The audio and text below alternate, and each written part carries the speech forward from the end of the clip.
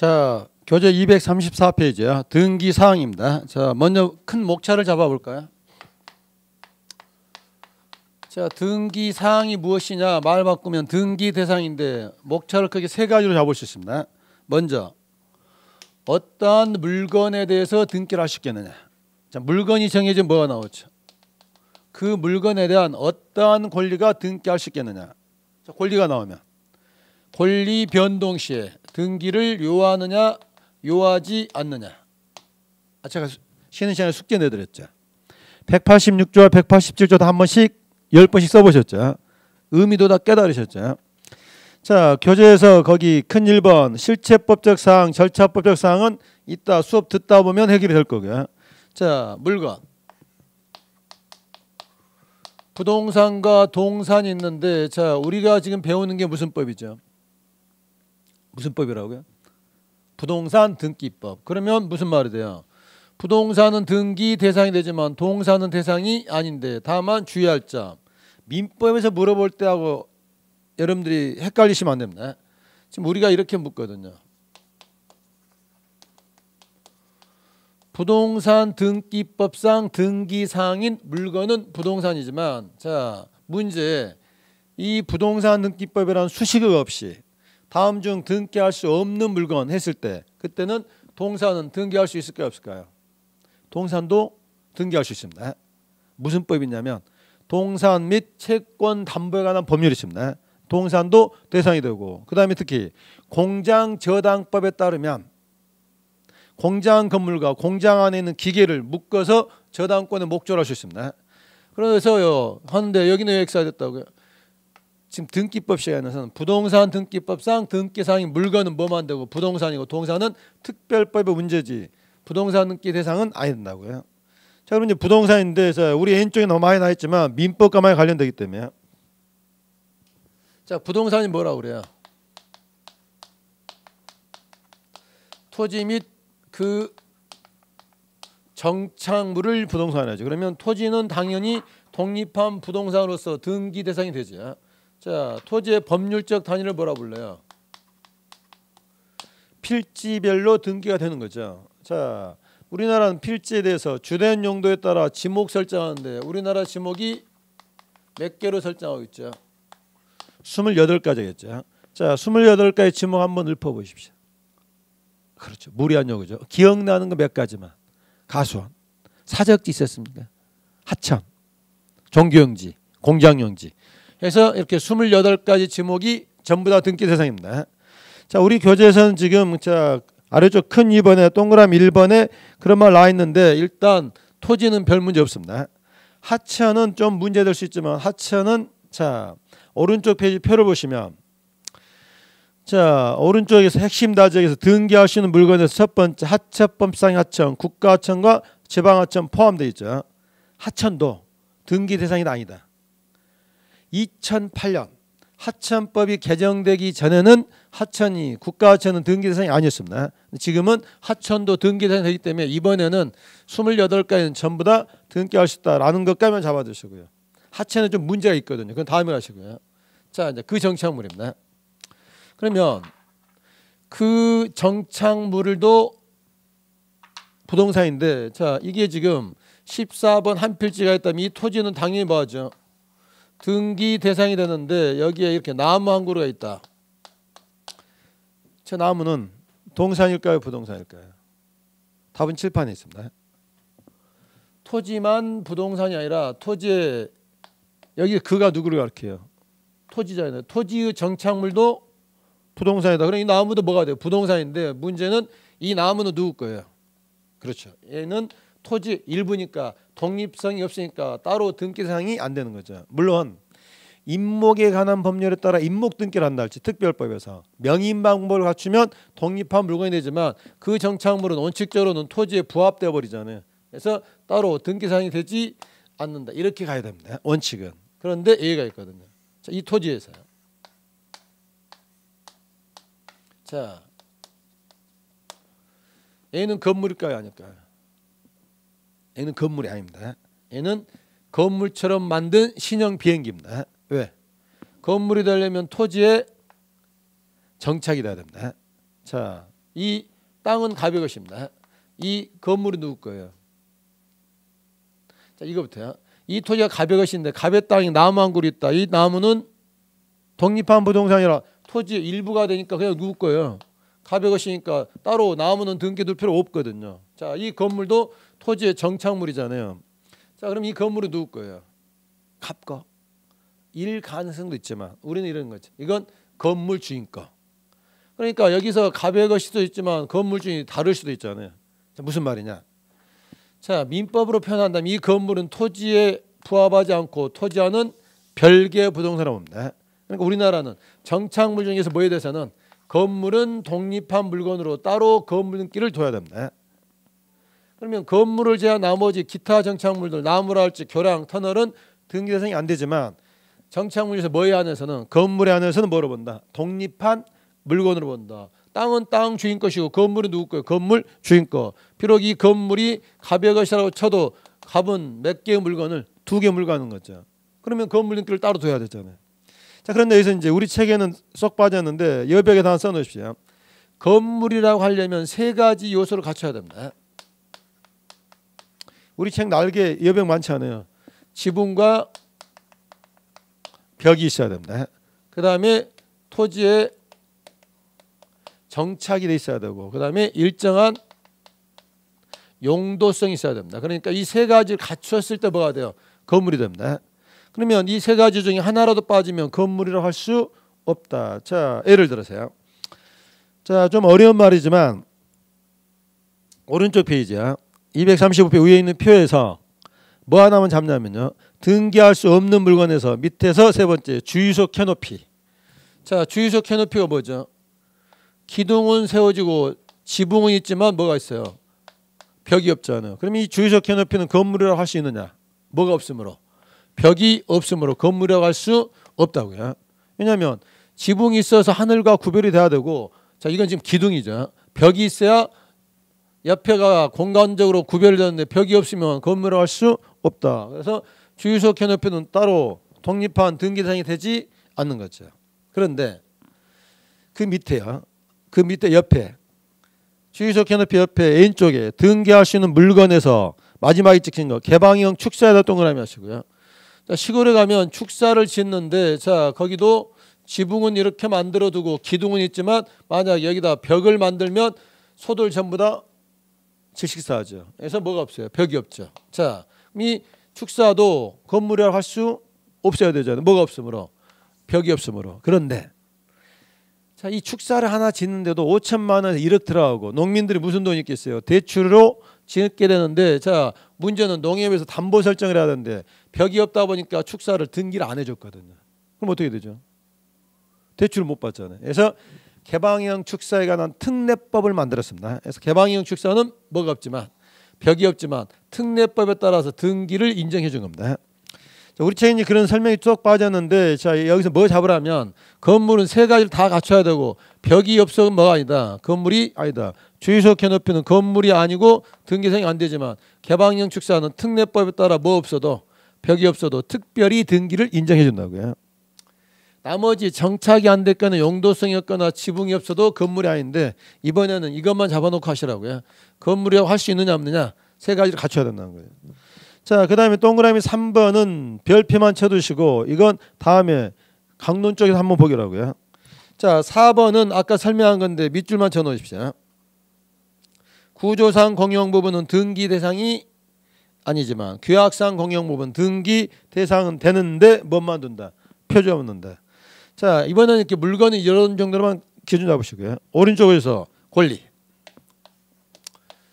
자, 권리는 크게 부동산에 관한 권리 이것 중에 물권과 뭐가 있어요? 채권인데 자, 물권이 뭐죠? 뭘 또 머리에서 끄집어내려고 합니까? 물권 그냥 보고 읽으면 되잖아요. 물건에 관한 권리. 그럼 채권은 뭐예요? 채권은 없는데요. 채무자에 대한 권리. 물권은 물건에 대한 권리니까 내가 물건을 직접 지배하는 것이고 물권은 누구에게 주장하는 거예요? 모든 사람에게 주장하기 때문에 절대권의 성격이죠. 하지만 채권은 채권자가 채무자한테 행사하는 권리고 자, 우리가 사람이 사람을 지배할 수는 없잖아요. 지배권이 아니라 이건 뭐가 돼요? 청구권이 되고 채권은 누구에게만? 그 채무자 특정인에게만 주장하는 뭐가 돼요? 상대권이 되는 거죠. 지금 우리가 뭐 배우고 있냐면 등기를 배우고 있습니다. 그러면 자 민법 실력을 찍어 보십시오. 등기할 수 있는 권리는 물권일까요? 채권일까요? 그렇죠. 물권은 지배권이고 절대권이니까 그 존재를 보여줘야 되겠죠. 등기를 해야 되지만 채권은 누구가 하는 문제라고요. 특정인에 대해서만 주장을 하셨기 때문에 채권을 굳이 공적 장부에다 올려서 보여줄 필요는 없는 게 원칙이겠죠. 자 이렇게 하는데 하다 보면 이제 여러분들이 예를 보는 거죠. 물권 중에서도 등기할 수 없는 물권이 있고 채권 중에서도 등기할 수 있는 채권이 있죠. 자 오른쪽에서 큰 3번 권리 동그라미 1번에 줄 대지 마시고 등기할 수 있는 물권 뭐뭐 있어요. 소유권, 지상권, 지역권, 전세권, 저당권 줄치고 싶겠지만 꾹 참으시고요. 자 등기할 수 없는 물권이 뭐가 있을까요? 우리 책에는 거기 안 나왔네요. 근데 민법 좀 하셨다면 자 민법을 물권 돌고 오시라고 그랬잖아요. 뭐가 있어요? 뭐가 있을 수 있을까요? 옆에 널널하니까 한번 써보십시오. 점유권과 유치권은 등기를 할 수 없는 물권이죠. 왜냐고 저한테 묻지 마시고요. 민법에서 힌트만 드리면 점유권하고 유치권은 점유라는 사실적 지배에 기초하기 때문에 사실적 지배인 점유를 상실하면 권리도 잃어버리는데 그걸 종이에다 올려서 등기할 수는 없잖아요. 이 두 가지는 물권이지만 등기할 수 없는 물권. 반면에 채권은 지그들끼리 문제니까 등기할 필요 없지만 채권도 등기를 할 필요성이 있을 때 있거든요. 자 동그라미 3번과 4번 두 단어 동그라미 하시고 뭐에 대해서 임차권과 판매권은 물권이 아닌 뭐지만 채권이지만 등기를 함으로써 대항력을 인정해 주는 거죠. 지금 막 쓰고 싶고 어렵게 들리더라도 참으시라고요. 왜냐하면 민법 돌고 등기 돌고 강론 돌면 다 나오는 말입니다. 일단 여기서 물권은 등기의 대상이 원칙이지만 등기할 수 없는 물권도 있고 채권은 등기 안 하는 게 원칙이지만 예외도 있다 이 말이고요. 그 다음에 특수한 게 있습니다. 동그라미 2번 권리질권과 채권 남모권 밑줄만 쳐두시고 등기가 됩니다. 강론에서 배울 거거든요. 그때 한번 보시고 복습할 때 확인하시고요. 자 이게 이제 권리의 문제라면 이제 페이지 넘어오셔서 권리 변동인데 이게 아까 숙제 내드렸던 이거야. 186조와 187조에 대한 해석 문제가 됩니다. 자 186조 자 아래쪽 보시면 186조 부동산에 관한 법률 행위에 따른 물권의 변동은 뭐하야? 등기하여야 효력이 생긴다. 자 건물이 한 채가 있다. 자 갑이 가족이 있다. 등기를 받더니 소유자는 갑으로 돼 있더라. 갑이 을에게 1억에 사고 팔기로 매매 계약이 됐다. 매매 계약. 계약이 가장 전형적인 법률행위잖아요. 자 갑과 을이 매매 계약했다. 매매 계약은 뭘 목적으로 하는 계약이죠. 매매 계약의 법률 효과가 뭐예요? 소유권 이전이죠. 그러니까 자 5월 1일 날 계약금 주고 6월 1일 날 중도금 주고 7월 1일 날 잔금 주면서 물건을 인도받을 건데 만약에 등기가 없는 조선시대라면 언제 소유권이 넘어오는 거죠? 잔금 치르고 물건 받아오면 누가 앞으로? 을 앞으로 소유권이 넘어오는데 그러면 저 물건의 소유자가 갑에서 을로 받겠다는 알 수가 없잖아요. 그래서 민법 몇 조? 186조 뭐 해야 된다? 그래서 이렇게 생각했어요. 7월 4일 날 등기소 가서 등기를 갑에서 누가 앞으로 을로 되는 순간 뭐 하는 게 효력이 발생해서 누가 앞으로? 을 앞으로. 반대서 가면 네가 아무리 잔금을 치르고 물건을 인도받았을지라도 뭐 하지 않으면 등기를 하지 않으면 효력이 발생하지 않는다. 따라서 이렇게 을 앞으로 등기를 했을 때 비로소 효력이 발생하기 때문에 이걸 뭐라 하냐면 실체법적인 등기사항 원인이 뭐일 때는 법률행위일 때는 등기를 해야만 한다. 효력이 발생한단 말이죠. 자 이게 법률행위인데 자 그럼 모든 물권면허에 등기를 해야 되느냐 원인이 뭐일 때만 법률행위일 때만 그러면 법률행위 없이도 물권면허 일어날 수 있잖아요. 자 이걸로 들어볼까요? 자 갑이라는 사람이 갑자기 사망을 하고 자 갑 다씨가 아들이 단독 상속받았습니다. 자, 사망을 하게 되면 권리 능력이 없어지는데 그럼 갑의 소유권은 넘어가야 되는데 만약에 이때도 186조를 적용한다면 문제점. 아버지 4월 4일 날 돌아가셨습니다. 아들은 뭐부터 해야 될까요? 등기소 먼저 가야 될까요? 그러기에는 눈치 보이지 않겠습니까? 그래서 그런데 그래서 이제 눈치 보이는 거 못 가다가 이분이 5월 4일 날 비로소 이렇게 뭐 했다? 등기를 마쳤다. 자, 이때 지금 우리가 뭐 전제한다고요? 186조를 이 경우에도 어거지로 우기게 된다면 자, 문제점이 뭐였어요? 아버님 돌아가시면 소유권자 될 수 없잖아요. 권리 능력 없으니까. 자, 근데 애는 등기를 해야 되는데 등기를 하기 전까지는 소유자가 아니잖아. 그러면 이 기간 동안에는 누가 소유자가 되는 거예요? 그렇죠. 하나님이 갑의 소유권 맡았다가 등기하면 준다. 그럴 수는 없잖아요. 그래서 186조 아니라 몇 조가 필요한 거예요? 187조. 상속, 공용징수, 판결, 경매, 기타 법률에 뭐가 있다면 규정이 있을 때는 뭐 없이도 등기 없이도 효력이 발생한다. 그러니까 아버님이 뭐 하시게 되면 사망하시게 되면 뭐 안 해도 등기 안 해도 효력이 발생한다. 그런데 단서가 필요한 거죠. 그러면 아버님 돌아가신 날 누구 거 돼요? 아들 거 되는데 이분이 이걸 다른 사람이 뭐 하려면 처분하려면 다른 사람한테 팔 때는 뭐 하고 해라? 등기를 하고 처분하라. 그러면 이제 생각해 보십시오. 5월 4일 날 상속 등기를 마쳤습니다. 그러면 갑다씨가 5월 4일 날 소유자 됩니까? 아니죠. 소유자는 언제 됐어요? 4월 4일 날 사망과 동시에 아버님 사망, 피상속인의 사망과 동시에 소유권은 넘어왔잖아요. 효력은 이미 이날 발생했잖아요. 그러면 5월 4일 날 등기하더라도 효력이 발생한 건 옛날에 발생했고 단지 이때는 무슨 의미밖에 없어요. 이때 등기는 단지 처분의 의미밖에 없는 거죠. 처분 요건으로서 등기가 되는 거죠. 그렇다면 제목을 잡니다. 자, 매매는 등기해야 효력이 발생하기 때문에 실체법적 사항이고 당연히 등기소에 와서 등기를 해달라면 받아주니까 동시에 절차법적 사항이 되죠. 그런데 상속은 뭐 없이 등기 없이 효력이 발생하니까 실체법적 사항은 아니지만 자, 상속 등기를 할 수는 있으니까 상속 등기를 등기하는 받아는 주겠죠. 그래서 얘는 어디에는 들어가는 게 절차법적 사항이 들어가는 거예요. 그래서 186조는 실체법적 사항은 당연히 절차법적 사항이 되지만 187조에 해당하는 것들은 무슨 사항은 아니지만 실체법적인 사항은 아니지만 무슨 사항에 절차법적인 사항에는 들어가기 때문에 어느 게 범위가 넓은 거예요. 절차법적 사항이 훨씬 범위가 넓다 이 말이죠. 그래서 186조는 실체법적 사항 당연히 절차법적 사항이고 187조는 실체법적인 사항은 아니지만 절차법적인 사항이 들어간다. 이게 제일 앞에 있던 표현 내용입니다. 자, 그럼 이제 여기서 보는데 여기서 이제 봐야 될게요.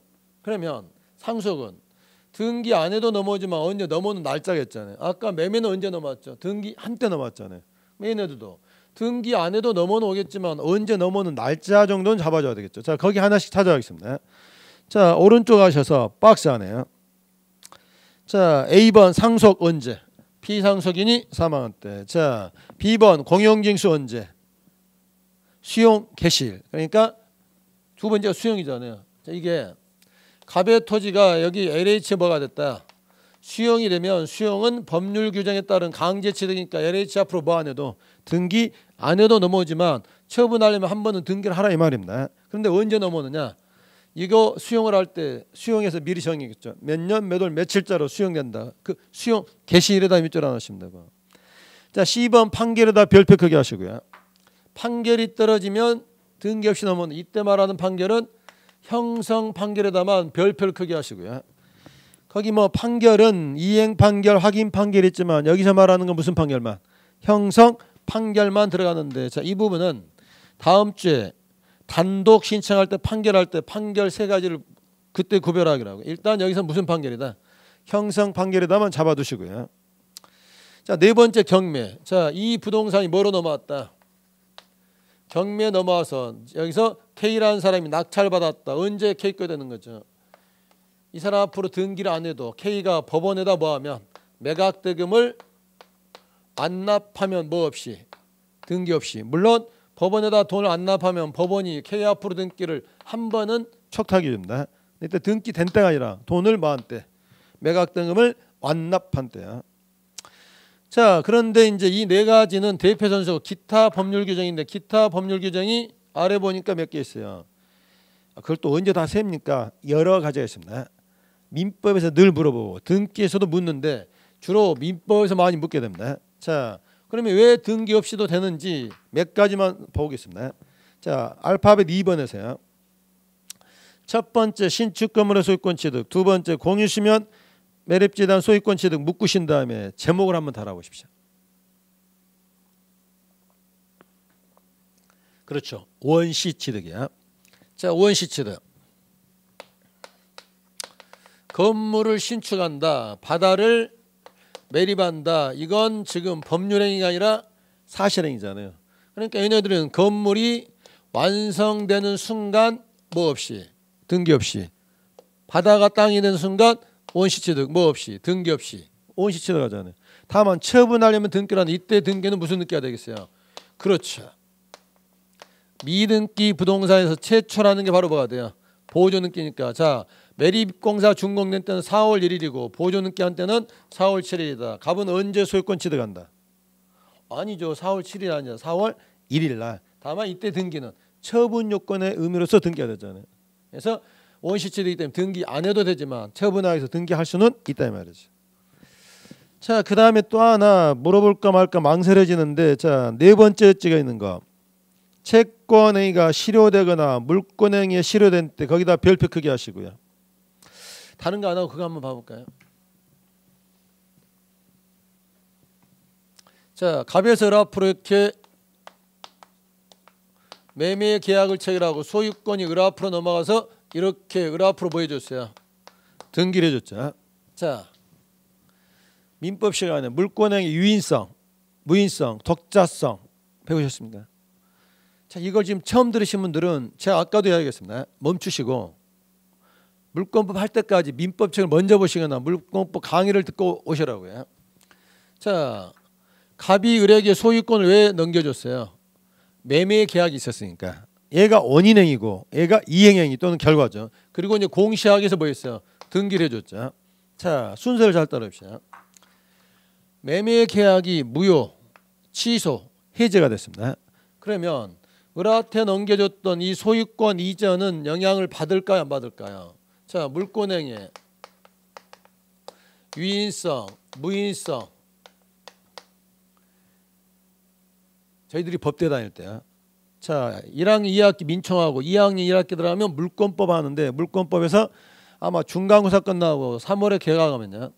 6월 달까지 거의 물권행위의 독자성, 유인성, 무인성 이거 가지고 한 3개월을 배웁니다. 그런데 여러분 참 대단합니다. 여러분은 단 5초 만에 다 끝나버리잖아요.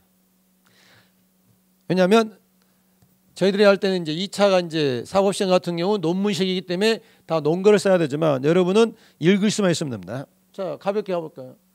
매매가 있었으니까 소유권 넘겨줬지 않느냐? 매매가 무효가 되면 자, 소유권 이전도 뭐가 된다? 무효가 된다. 그러면 유인 인과관계 있잖아요. 유인성이 되고. 아니다. 얘는 채권행위 매매고 얘는 소유권 넘긴 물권행위니까 이건 별개 문제다. 이게 무효가 된다고 이것까지 무효가 되지는 않는다. 인과관계가 없다. 자, 이게 무인성이죠. 자, 그럼 이제 결론이 중요하죠. 매매 계약이 무효가 된다. 유인성이다. 그러면 소유권 이전도 뭐가 된다? 무효가 된다. 그럼 소유권은 누가 앞으로? 무효가 됐잖아요. 누가 앞으로?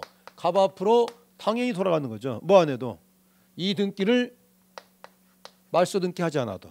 자, 그런데 무인성이다. 아니다.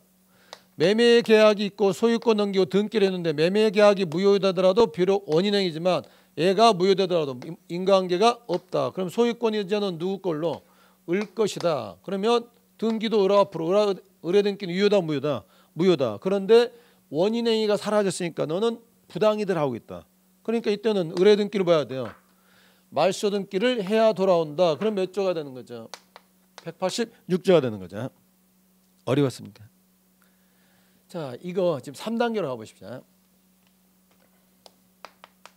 매매 계약이 있었고 그 다음에 을 앞으로 소유권이 넘어왔고 을 앞으로 등기가 됐는데 자, 이게 무효가 됐다면 유인성은 이것도 무효가 된다.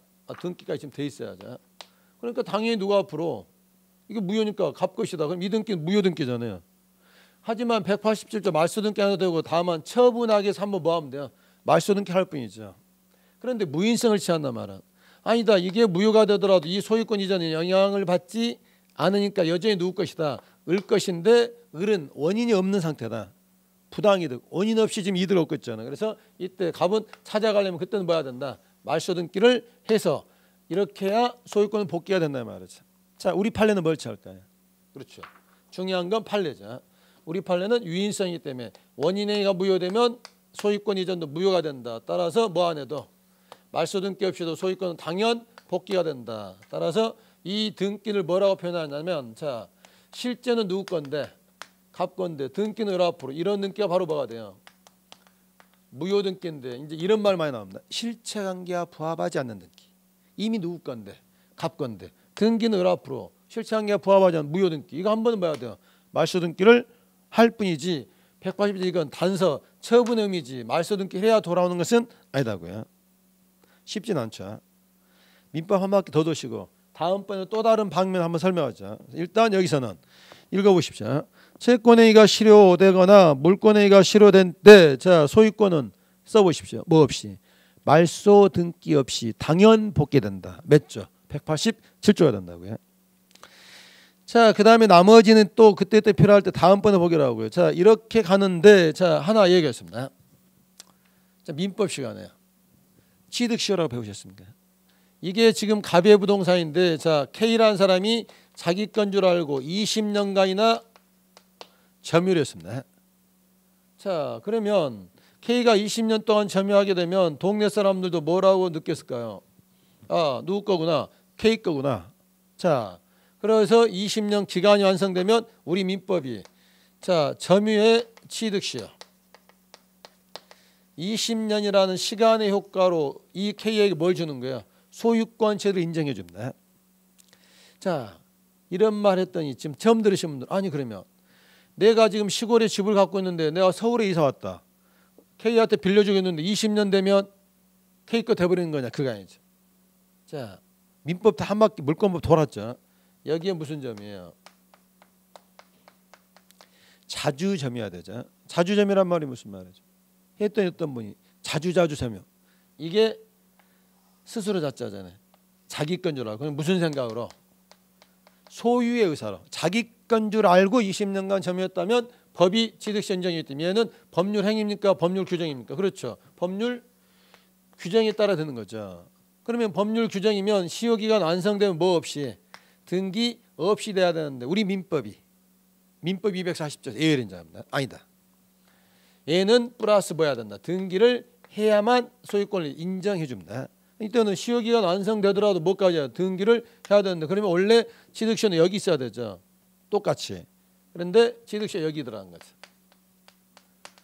취득시효는 비록 법률 규정에 따른 거지만 뭐 해야 돼? 등기를 해야 되기 때문에 얘를 뭐라 하냐면 취득시효는 187조에다 예외다 그럽니다. 그래서 취득시효만큼은 교재에서 찾아보십시오. 그 박스에서 등기 분료 제187조 본문에서 그 박스 아래쪽에 이 하살표 하나 있죠. 시효 취득은 법률 규정에 따른 물권 취득이지만 뭐 해야 된다. 등기해야 취득하기 때문에 얘는 몇 조다? 187조에다. 어째서 예외라고요? 원래는 법률 규정에 따른 거니까 등기를 안 해도 되지만 민법이 예외를 인정해서 너는 뭐 해라. 등기를 해야 권리 취득을 인정해 준단 말이죠. 자, 이렇게 186조 등기를 해야 되느냐 등기 없이 되느냐 이건 시험에서 늘 한 문제 나온다고 보시면 됩니다. 주로 어디에서? 민법의 문제고 거기 237페이지 박스에 있는 것들도 지금 너무 세게 하지 마십시오. 어차피 민법 돌고 등기법 돌다 보면 뒤에서 살짝 언급이 되거든요. 마지막에 시험 직전에 한 7월 8월 갔을 때 정리를 잘 하시면 됩니다. 그래서 여기까지 이렇게 물건 권리 변동 보셨고요. 자, 이제 페이지를 넘겨 보시면 238페이지 등기 종류인데 여기는 몇 군데 단어만 잡고 가겠습니다. 자, 분류를 하는데 사항에 따른 분류 뭐 나뉘죠. 사실의 등기, 권리 등기는 아까 나왔었죠. 표제부를 사실의 등기, 권리 등기는 갑굴고 줄치려고 하지 마시고 못 찾았으면 넘어오시고요. 등기 효력에 따른 분류. 자, 종국 등기 동그라미 크게 하시고요. 등기 마침 효력이 이렇게 막바로 발생되는 걸 종국 등기인데 자, 그 밑에 가등기에다 별표를 하시고 등기해도 효력이 없는 등기가 있습니다. 가등기는 뒤에서 많이 나오니까 별표만 해두시고요. 오른쪽 내용에 따른 분류 여러 가지 명칭 나오는데 이번은 깨끗하게 두십시오. 강론 돌다 보면 다음에 쉽게 쓸 수 있는 부분이고요.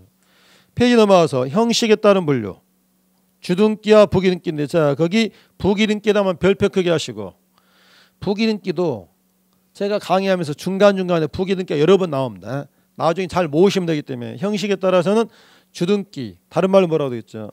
독립등기가 뭐가 있다. 부기등기는 아닙니다. 이렇게 부기등기라면 별표를 해두시고요. 종류는 그렇게 하시고 어차피 강론 나올 거니까. 자 오른쪽 가서 이제 제 4절로 갑니다. 등기 효력. 자 그럼 이제 우리가 등기 대상 받고 그 다음 이제 봐야 될 게 뭐예요. 등기를 하면 어떤 효력이 발생되냐는데 아까 봤던 거 다시 복습입니다. 자 등기를 마치면 효력이 막바로 발생되는데 그런 걸 우리가 통상 뭐라 하냐면 종국 등기 그럽니다. 자 거기 교재 보시고 종국 등기를 다른 말로 뭐라 하겠죠. 본등기 그러는데 자 몇 가지 효력이 나온다고 되어 있습니까? 좀 세봐야 되죠. 몇 가지? 6가지. 자 이게 이제 보기라고.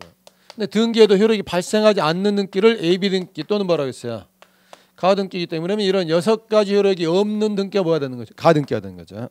자 먼저 종국 등기 첫 번째 무슨 효력? 권리 변동적 효력이 아까 186조 매매계약 체결하면 뭐 한다? 등기해야 효력이 발생한다. 자 법률행위일 때 등기함으로써 효력이 발생하잖아요. 자 거기 권리 변동 효력에서 동그라미 2번에 별표를 하시고 자 등기는 접수한 때 효력이 발생한다. 마친 때 효력이 발생한다. 전 시간에 나온 거예요. 등기를 마치면 등기는 접수한 때 효력이 발생하죠. 거기 아까 나왔으니까 한번 확인하시고요. 자 가로 2번을 보시기 전에 가로 3번 먼저 보십시오. 대학 얘기인데 자 얼마나 아까 186조를 공부를 잘했는지 한번 확인해 볼게요. 자 갑과 을이 매매계약 체결하면 등기를 마쳤을 때만 한다. 효력이 발생한다. 등기하지 않으면 효력이 발생하지 않는다. 자 매매한 게 아니고요. 자 갑이 A한테 1억이라는 돈을 빌려줬습니다. 돈을 빌려줬으니까 저당권을 설정하기로 뭐 했겠어요? 계약을 맺었겠죠. 자 그러면 등기를 하겠죠. A가 저당권자 되는 시기는 계약서를 쓴 5월 1일일까요? 저당권 등기를 마친 5월 4일일까요? 이거 왜 이러십니까? 186조. 186조는 매매, 소유권에만 적용되는 게 아니라 186조 다시 잘 읽어보십시오. 부동산에 관한 물권에 법률행위에 따른 득실 변경. 자, 이 부동산에 관한 자 물권, 저당권은 물권, 설정 계약이라는 법률행위에 따른 발생은 뭐 해야 된다? 등기해야 효력이 발생한다. 그러니까 저당권도 계약서 쓴 때가 뭐야? 등기한 때 효력이 발생하잖아요. 이게 다 186조잖아요. 자, 살짝 바꿔볼게요. A가 갑의 집에 1억 주고 임대차 계약을 체결해서 계약을 한 때가 5월 1일이고 그에 따라서 임차권 등기를 한 때는 5월 4일입니다. 저당권이 아니라 무슨 권이라고? 임차권입니다. 자, A가 임차권자가 되는 시점은 1번 계약을 한 5월 1일이다. 아니다. 2번 임차권 등기를 한 5월 4일이다. 자, 몇 번일까요? 찍을 때는 팍 찍으라고 했잖아요. 힌트 드릴까요? 임차권은 물권이 아니라 채권이고 186조 적용이 되지 않죠. 186조는 물권의 득실 변경을 했거든요. 그러면 임대차, 임차권 채권인데 자 계약법 아직 안 들으셨죠? 임대차 계약은 낙성 계약일까요? 요물 계약일까요? 요물 계약이 뭐죠? 지금 커뮤니케이션이 안 되고 있습니다. 자 뒤에 나오기라고. 자 일단 그러면 임차권은 물권이 아니라 채권이죠. 자 민법 가게 되면 이 말이 있습니다. 매매는 임대차를 깨트린다. 자 무슨 말이죠? 이게 가장 중요한 법원 중에 하나죠. 물권과 채권이 충돌하면 물권이 우선한다. 자 봐보십시오. 갑이라는 사람이 자 이렇게 A에게 임대차 계약 체결하고 이 집을 빌려줬습니다. 자 그 상태에서 자 을에게 매매하고 자 매매해서 등기를 마쳤습니다. 을은 뭐가 됐고 물권인데 임차권은 뭐에 지나지 않는 거야? 채권인데 자 을이 A에게 야 내가 집 주인이니까 너 나가 방빼 그러면 A는 어떻게 해야 돼요? 빼야 됩니다. 왜? 매매는 임대차를 깨뜨린다. 물권과 채권이 충돌하면 자 A는 누구에게밖에 주장 못하는 거예요? 상대 갑에게만. 하지만 물권은 모든 사람에게 주장할 수 있잖아요. 방빼하면 A는 뭐 해야 돼? 방빼야 되는데 오늘처럼 영하 10도가 넘을 때 방빼라면 A는 방빼에서 어디로 가야 돼요? 다리 밑에도 죽을 텐데. 그래서 민법에 한 수 더해집니다. 임차권도 뭐한다? 채권이면 등기를 할 수 있다. 그래서 이렇게 임차권 등기를 할 수 있도록 A를 인정합니다. 자 이렇게 임차권 등기를 마쳤습니다. 그런데 A는 언제 발생했죠? 5월 1일 날 임차권 발생하고 5월 4일 날 등기를 하게 되면 이날 발생한 게 아니라 이미 발생했잖아요. 무슨 요력이 발생되는 거예요? 이때 이제 힘이 생기죠. 갑이 을한테 팔 때 을은 등기를 볼 것이고 자 등기를 보고 땅 샀죠. 자 건물 샀죠. 너 방빼 하면 이때는 A가 뭐 하는 거예요? 한마디 하는 거죠. 못 빼. 왜? 이제는 이 A라는 사람이 임차권을 깼으니까 갑뿐만 아니라 누구에게도 제3자에게도 주장할 수 있기 때문에 이게 바로 무슨 여력이 돼요? 대항력이야. 대항력은 물권의 경우가 아니라 임차권이나 환매권처럼 등기 안 해도 지네들 간의 효력이 발생하지만 등기를 하게 되면 제3자에게도 많은 게 주장할 수 있는 힘이 생기기 때문에 자 거기 대항적 효력에서 동그라미 2번 임차권, 환매권 정도만 동그라미 하시고요. 특이학 사항들은 다음에 하기라고 해서 이게 물권과 채권의 차이예요. 물권은 몇 조? 186조. 등기 효력이 발생한다. 하지만 임차권, 환매권은 등기 안 해도 효력이 발생은 하지만 등기라면 제3자에게 말한다. 대항력이 생긴다고요. 이게 이제 가장 기본적인 효력이 되는 거고요. 그다음 이제 부수적인 효력으로서 다시 한 장 앞으로 보시면요. 가로 2번 241페이지 가로 2번 순위 확정적 효력에다 별표를 크게 하시고 어려워서 하는 게 아니라 늘 시험에서 보너스로 내주기 때문에 자 무슨 뜻이냐 등기를 마치면 등기 마침에 따라서 그 권리의 뭣도 순위도 확정된 효력이 발생합니다. 그럼 결국 등기를 누가 먼저 했느냐에 따라서 뭐 하는 거예요? 먼저 한 사람이 순위도 앞서게 된다는 말이죠. 자 그러면 크게 어려울 말 없는데 1번 등기한 순서에 따른다. 자 순서 따진데 자 동그라미 2번 같은 구는 뭔 말이고 다른 구는 뭔 말이겠어요? 자 표제부는 사실관계를 보여주고 그 다음에 갑구가 있고 뭐가 있었어요? 을구인데 여기서 같은 구 다른 구는 자 봐볼까요? A가 저당권이고 그 다음에 B라는 사람이 전세권이다. 자 C라는 사람이 C까지 갈 거 없네. 자 A하고 B는 누가 등기를 먼저 했을까요? 그렇죠. 빙고. A는 1번, A는 2번. 1번이 빠르잖아요. 순위번호로 따지면 되잖아요. 자 여기 봤더니 5번에 을 앞으로 소유권 가등기라고 하나 치고요. 6번 봤더니 병 앞으로 소유권 가압류가 있습니다. 을과 병은 누가 빠를까요? 을과 병은 지금 같은 겁니까 다른 겁니까? 여기서 같은 거란 말은 갑구에 있는 것끼리는 뭘로? 여기가 더 빠르잖아요. 순위번호. 을구에 있는 것들끼리도 같은 거니까 순위번호 따지면 된단 말이죠. 자 그런데 이제 그 뒤에 다른 구에서 한 등기 상환은 뭐에 따른다? 접수번호. 자 여기 있는 을의 가등기하고 여기 있는 A의 저당권하고 누가 등기를 먼저 했을까요? 유치원장한테 물어봤더니 얘는 1번, 얘는 5번, 1번이요. 그러면 안 되죠. 을구는 을구대로 1번 시작했고 갑구는 갑구대로 시작했기 때문에 이때는 순위번호로는 기준이 될 수가 없으니까 이때는 무슨 번호가 되는 거야? 접수번호 해서 여기에 접수일자 다음에 뭐도 나오는 거야? 접수번호 가지고 뭐 하는 거야? 비교를 해주는 거라고요. 그러면 이제 나중에 등기 보실 때 갑구 을구 있는 거 볼 때는 순위번호로 따지 말고 여기는 무슨 번호로? 접수번호가 중요한 거죠. 이유가 있습니다. 자 동그라미 3번 부기등기 상호간의 순위는 자 부기등기 순위는 자 읽어봐 볼까요? A라는 사람이 1순위 저당권자고요. B라는 사람이 2순위 전세권인데 A가 이 채권을 양도했습니다. 그러면 채권 양도하면 수반성에 따라서 1번 저당권이 넘어가거든요. C 앞으로.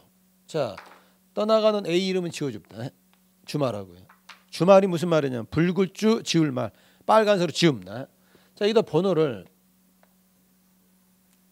3번 하면 어떻게 되겠어요? 3번 하면 C는 B보다도 밀려버리죠. 근데 이때 A는 뭐도 넘겨줘야 돼요.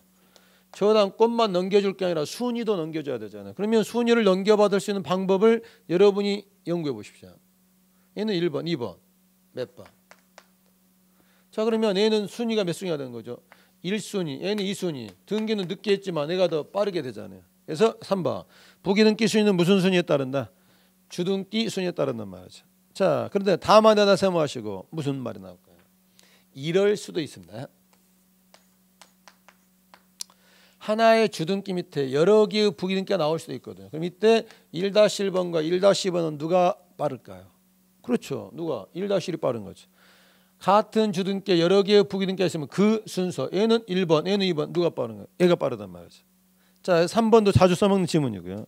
페이지 넘어와서 4번 가등기에 기한 본등기라는데, 자, 이 가등기는 본등기의 순위를 확보하기 때문에 본등기라면 순위는 가등기 순위에 따릅니다. 4번은 별표만 쳐두시고요. 5번, 6번은 지금은 따로 보지 마십시오. 뒤에서 살짝 언급이 될 거고요. 그래서 순위 확정 여력은 가장 기본적인 틀 이렇게 잡아가셔야 되고요. 자, 네 번째 무슨 여력?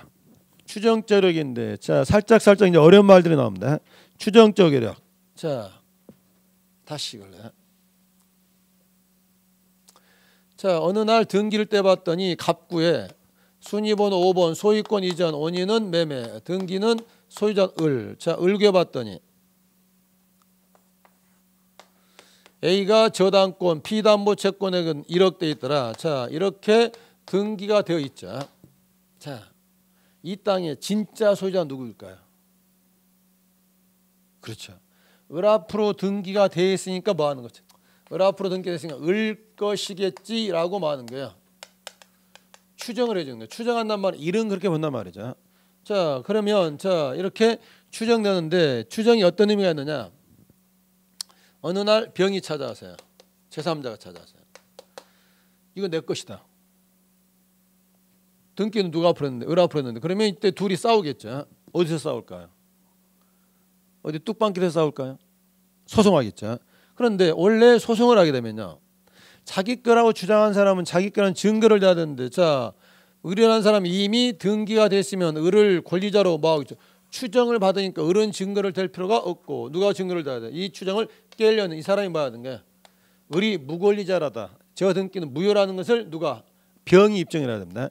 추정은 결국 무슨 문제냐면 소송 넘어갔을 때 입증 책임이 바뀌어버리는 겁니다. 등기된 사람은 추정받으니까 증거를 댈 필요 없이 추정을 뭐 하려는? 깨려는 제3자가 입증해야 하는 거죠. 자, 교재에서 자, 거기 1번 기억번에서요.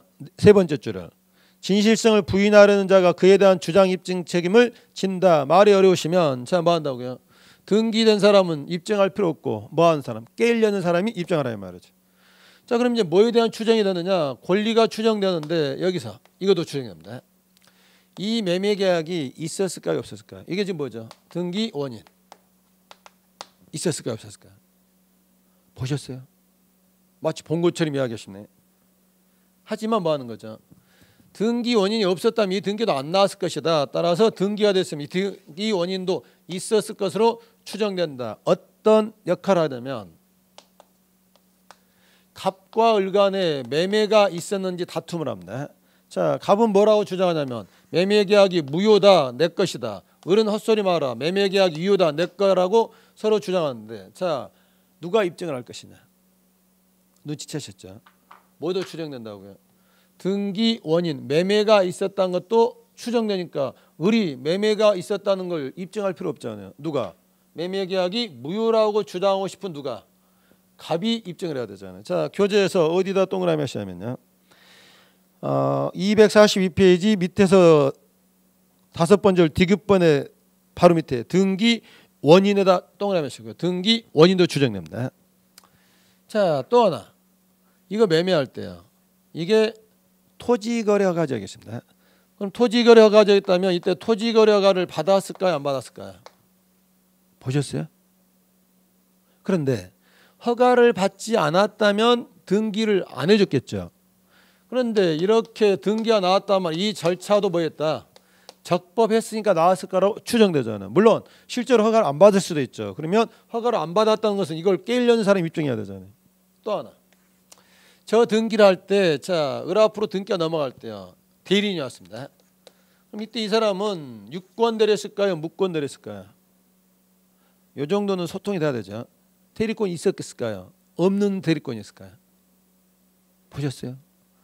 근데 만약에 대리권이 없는 사람이 왔다. 그냥 쉬운 말로 유임장이 안 들어왔다.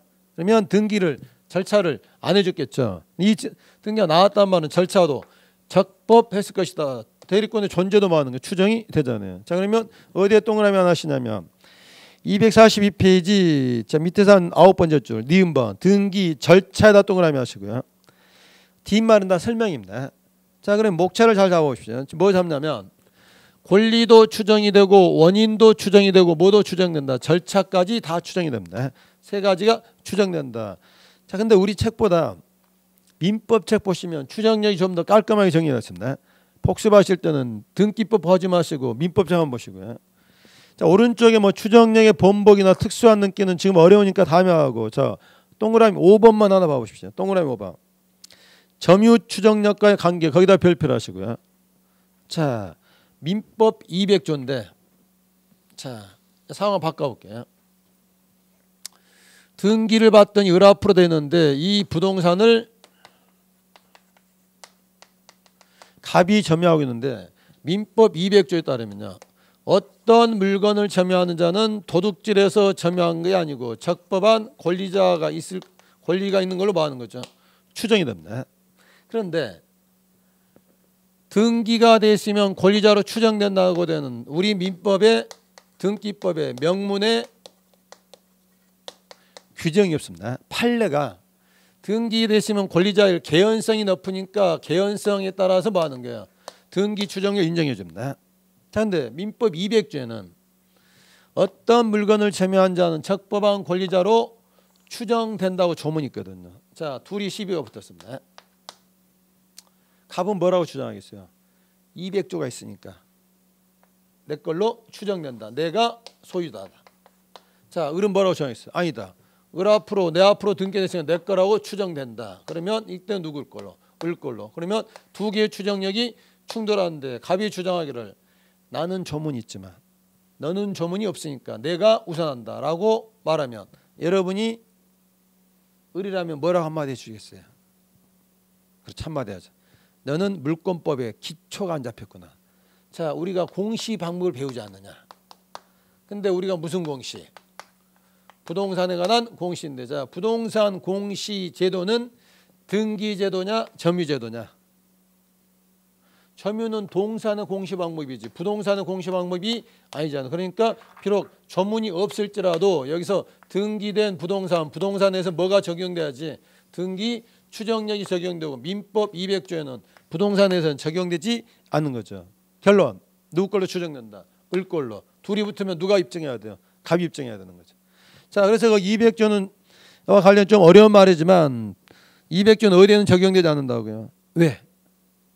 부동산의 공시제도는 점유제도가 아니라 무슨 제도이기 때문에 등기제도이기 때문에 5번도 민법에 다시 한번 봐보시고요. 그래서 네 번째 추정력 보셨고 자, 다섯 번째 뭐가 있어요? 자, 형식적 확정력 또는 후등기 저지력인데 자, 계속 이걸로 써먹을까요? 자, 을 앞으로 등기가 됐는데 자, 을 앞으로 추정이 되는 거죠. 그런데 알고 봤더니 갑과 을 간의 매매 계약이 무효입니다. 그럼 이건 을 게 아니라 누구 거예요? 갑 앞으로 돌아오는 아까 민법 187조 물권행위 유인성이기 때문에 뭐 안 해도 말소 등기 없이도 당연 복귀돼서 이 등기는 뭐가 됐어요? 무효 등기가 됐는데 자, 여기서 하나 이제 함정에 걸려 보십시오. 자, 이거 누구 거라고요? 갑 거. 말소 등기 안 해도 당연 복귀도 얘는 무효 등기고 지금 여기서 을은 뭐예요? 무권리자인데 자, 이 무인성의 개념, 유인성의 개념하고요. 자, 여기서 갑이라는 사람이 병한테 이걸 팔고서요. 갑에서 병 앞으로 등기를 신청하면 이 등기를 받아줄까요? 안 받아줄까요? 안 받아주죠. 무슨 말이냐면요. 설령 이게 실체관계와 부합하지 않는 무효 등기더라도 갑에서 병으로 하는데 등기는 누가 앞으로 했어요? 근데 등기관은 뭔만 보는 거예요? 등기부만을 보는데 지금 등기는 누가 앞으로? 을 앞으로 되는 갑이 와서 말하기를 뭐 하냐면 이건 무효 등기니까 내 거니까 내가 병한테 팔 거니까 받아달라. 근데 소유권과 소유권은 뭐 할 수 없어요? 양립할 수가 없는데 이걸 막바로 해줄 수는 없잖아요. 쉬운 농담으로 바꿔볼게요. 자, 이걸 갑에서 막바로 병을 하게 되면 등기가 뭐라 하겠어요? 네 거는 증거가 뭐냐? 을 앞으로 등기되는데. 자, 등기관 이게 유효인지 무효인지를 알 수 있어요, 없어요? 등기관은 뭐만 본다고 그랬죠? 서류만 본다고 그랬잖아요. 그래서 이때는 이 등기를 뭐 하는 거죠? 각하시켜버립니다. 그럼 어쩌라고요? 이 무효 등기를 먼저 뭐야 돼요? 말소하기 전에는 다른 등기를 못 하게끔 이 무효 등기가 이걸 뭐 하는 거죠? 저지, 막아버리잖아요. 따라서 형식적 확정에서 키워드는 거기 본문 중에 뭐가 있냐면 실체법상 효력이 없는 등기, 무슨 등기더라도 무효 등기라도 이게 뭐 되기 전에는 말소되기 전에는 양립할 수 없는 에다 동그라미 치고 양립할 수 없는 등기는 할 수가 없다. 각하시켜버리잖아요. 그러면 갑이 팔아먹으려면 먼저 무효 등기를 먼저 뭐 해야 돼요? 말소를 하고 나서 그 다음에 팔아먹으라 말이죠. 그럼 책에 있는 설명으로 또 하나 들어볼까요? 전세권. 전세권인데 전세권의 기간이 만료됐습니다. 그러면 전세권은 이미 용익하지 않기 때문에 이건 뭐가 됐어요? 무효 등기인데 이 방을 B한테 전세 내주고 B 앞으로 전세권 등기를 신청하면 받아줄까요? 용익권은 직접 사용하기 때문에 동일 부동산에 두 사람이 전세권자가 있을 수는 없죠. 근데 전세권은 양립할 수 없잖아요. 그러면 이 전세권 등기를 뭐 하기 전에는 말소하기 전에는 다른 등기는 할 수 없으니까 이 등기는 각하시켜버리잖아요. 그래서 역시 무효 등기더라도 이거 먼저 마시고 말소를 해야 다른 등기를 할 수 있단 말이죠. 그래서 후등기절의 키워드는 두 단어가 뭐라고요? 실제법상 효력이 없는 무효 등기더라도 뭐 하기 전에는 말소하기 전에는 양립할 수 없는 등기는 할 수 없는 걸 말한다고요. 자, 여섯 번째 점유적 효력은 제가 여러분의 눈빛을 봐야 이게 지금 이해가 돼서 넘어가는 건지 억지로 따라오는 거 하는데 제가 여러분들이 지금 이런 듣는 단어들이 낯설면 여기서 몸부림치는 것보다 민법 책 가서 찾아보는 게 훨씬 덜 힘듭니다. 점유적 효력. 사실 어려운 말이거든요. 근데 아까 이거 기억나시나요? 다시 써볼까요? 자, 갑의 부동산인데 K라는 사람이 자기 건 줄 알고 점유를 하게 되면 취득시효로 인정하는 이때 점유기간이 몇 년이냐면 20년입니다. 자, 그런데 이 사람이 등기도 되어 있는 상태에서 점유를 하게 되면 20년이 아니라 10년으로 50% 세일해 줍니다. 깎아줍니다. 왜? 등기되어 있으니까 깎아주잖아요. 그럼 이때 이 등기가 뭔가 힘을 발휘했잖아요. 그게 바로 6번입니다. 6번 점유적 효력인데 좀 말이 어렵잖아요. 그래서 10년이나 동그라미 하시고 통상의 취득시효는 몇 년이라고요? 20년인데 점유 취득시효에서는 몇 년만, 등기부 취득시효에서는 등기가 안 돼 있으면 20년 점유하지만 등기가 됐으면 등기됐다는 사실로부터 일정 힘이 나와서 몇 년만 점유해도 10년만 점유되기 때문에 이 등기는 10년의 점유와 같은 역할을 해준다고요. 이걸 무슨 효력? 점유적 효력이야. 그래서 이런 6가지 효력이 발생되는 걸 우리가 뭐라고 하죠? 종국 등기 또는 뭐라고 불러요? 본등기 하는데 페이지를 넘겨보시면 이렇게 해도 이런 6가지 효력이 없는 등기가 있는데 그걸 뭐라 한다? 가등기인데 자, 가등기는 마지막 시간에도 봐야 되지만 중요하기 때문에 가등기는 다음 주에 자세히 보기로 하고 오늘은 여기까지 보도록 하겠습니다. 자, 숙제 186조와 187조 정확히 하시고 그 다음에 지금 이걸 계속 보실 분들은 민법, 물권법 책하고 같이 놓고 보십시오. 왜냐하면 다음 주에 들어갈 가등기나 중간생략 등기 전부 다 민법의 내용입니다. 두 군데 중에 한 군데서 비교하시고 한 군데다 잘된 쪽에다가 여러분들이 정리를 하시라고요. 자, 오늘 강의는 여기까지 보도록 하겠습니다. 수고 많으셨습니다.